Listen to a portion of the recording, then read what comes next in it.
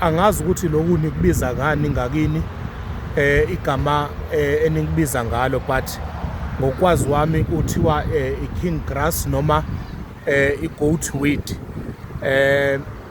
Igudi kakhulu when uwumuntu onebhizinisi, ibhizinisi lakho kuwukuthi liyafeyila, alenzi kahle, alenzi inzuzo.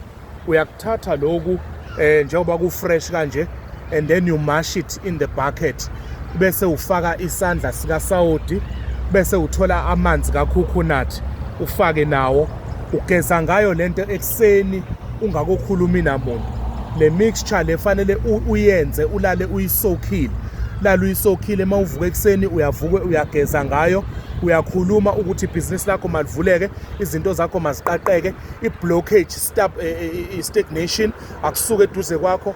Yonke into evale iy'nhlanhla zakho nempumelelo yakho ukusukela namhlanje iyaqaqeka. So geze ngako lokhu continuously at least for 7 days. Ukwenza ekuseni ungakokhulumi namuntu, wenze lokhu ukhulume ilanga lisuke lingakophumi kusuke kuyike ekuseni, then kuzokwazi ukuthi kukusize into zakho zenzeke. Siyabonga.